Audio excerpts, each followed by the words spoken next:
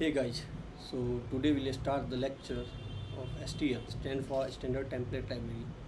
So before starting the lecture, we should think about that why STL comes into a picture in C++. So इससे पहले ऐसा क्या नहीं हो रहा था जिसको STL ने फुलफिल किया।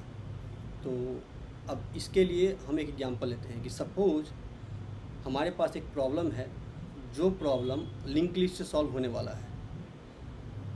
अब उस प्रॉब्लम को सॉल्व करने से पहले हमें सबसे पहले तो लिंक लिस्ट बनाना होगा, एक प्रॉपर लिंक लिस्ट। उस लिंक लिस्ट में डेटा को इंसर्ट करके जो भी हमें जिस भी टाइप का प्रॉब्लम हो उस टाइप से लिंक लिस्ट को क्रिएट करना होगा, एंड देन आफ्टर उस लिंक लिस्ट को यूज करके हमें अपने प्रॉब्लम को सॉल्व करना है। तो इसमें क्या है कि बहुत सारी कॉम्प्लिकेशंस हैं कि सबसे पहले आपको लिंक लिस्ट बनाओ, फिर जाके उसको यूज करो।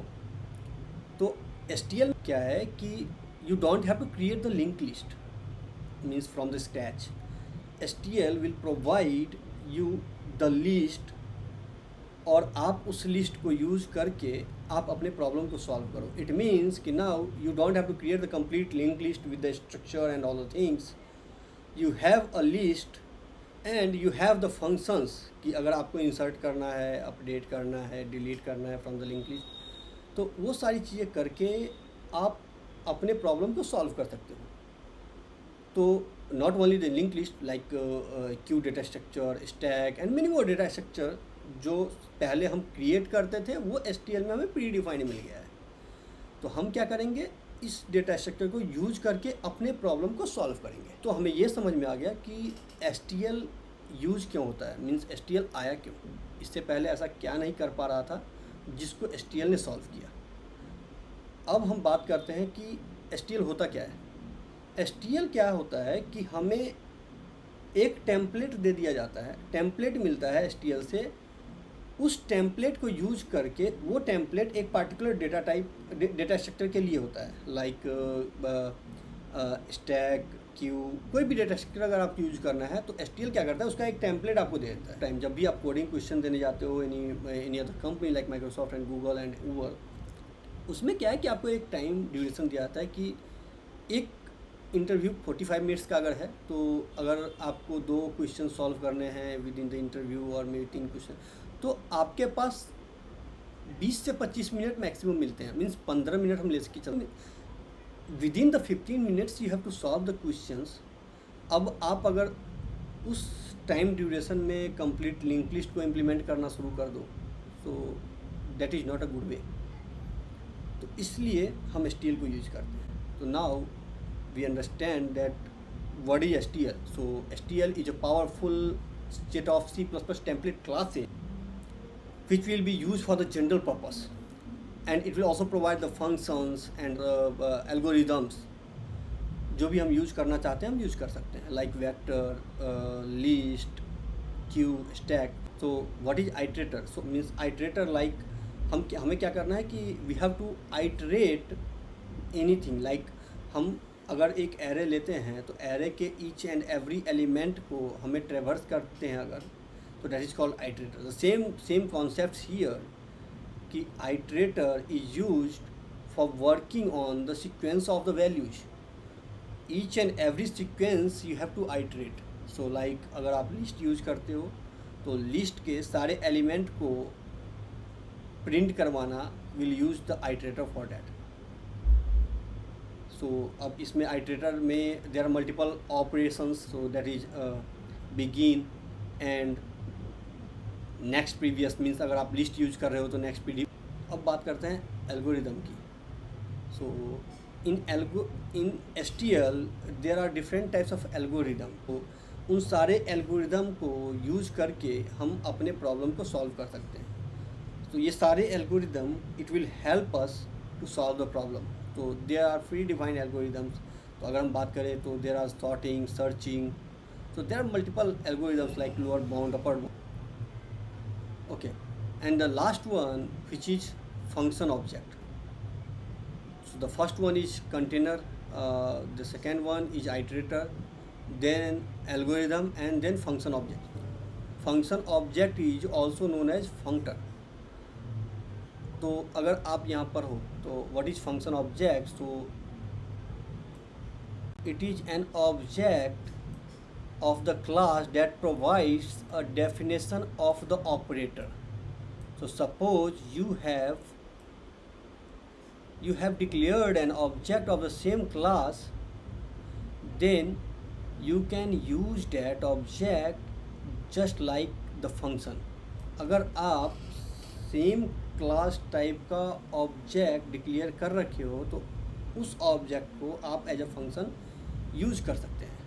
तो फंक्शन ऑब्जेक्ट में होता क्या है कि हम एक क्लास डिफाइन करते हैं, उस क्लास के अंदर एक फंक्शन है, and while we are creating the object of that class, that object will work as a function call.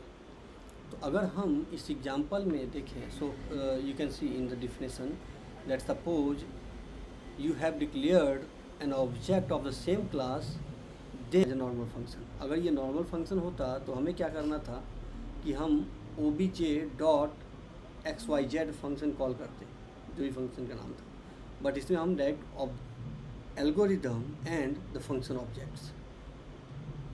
अब हम बात करते हैं कि एडवांटेज एंड डिसएडवांटेज.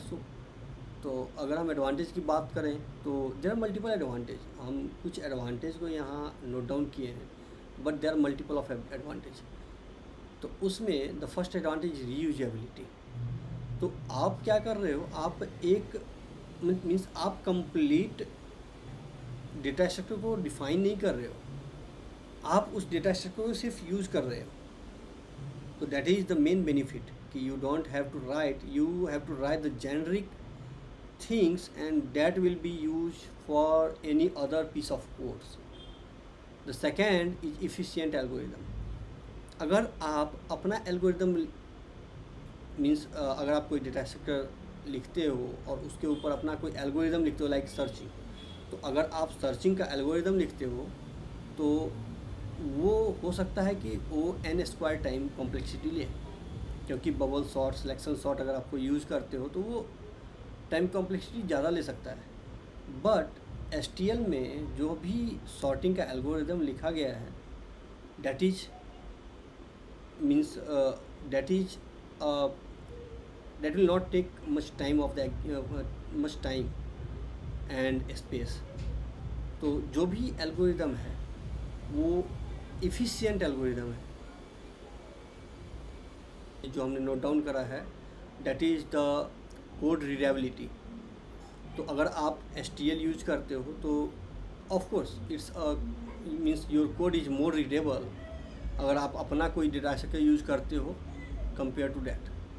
अगर हम डिसएडवांटेज की बात करें तो हमने 2 डिसएडवांटेज इसमें ऐड करे हैं. तो डिसएडवांटेज तो उतना कुछ ज़्यादा STL को यूज़ करने का नहीं है, बट हाँ कुछ डिसएडवांटेज जैसे लर्निंग कर्व. तो अब क्या है learning curve, what is learning curve means अब STL को यूज़ करने के लिए आपको कंप्लीट STL को पढ़ना पड़ेगा. अगर if you don't know that how to use the list and what all functions, what all methods will be used from the list, so then it will be a problematic things.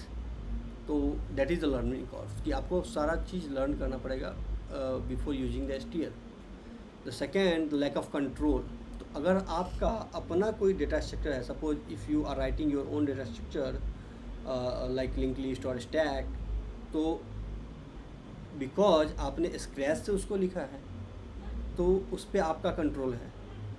But अगर आप STL use करते हो तो STL आपके control में नहीं है. Means जो भी लिस्ट या स्टैक या क्यू जो भी डेटा स्ट्रक्चर STL के अंदर लिखा गया है उसको हम कंट्रोल नहीं कर सकते. So that is the problem. But yes, जो भी चीज़ें हैं वो एफिशिएंट वे में यूज़ होती है, एफिशिएंट वे में हम एफिशिएंट वे में ये रिजल्ट प्रोवाइड करती है, तो इट इज़ वेरी यूजफुल. तो ऐसा कुछ डिसएडवांटेज मेनली नहीं है, but yes these two you can mention. तो नाउ यू अंडरस्टूड कि why comes into a picture, why STL is using in coding and in coding interview. आप कोई भी कोडिंग इंटरव्यू में पार्टिसिपेट करते हो तो अगर आप प्रॉब्लम को सॉल्व C++ में कर रहे हो तो आप STL को यूज़ करना पड़ेगा आपको. तो दैट वी अंडरस्टूड कि हम ऐसा हमें क्यों करना पड़ेगा.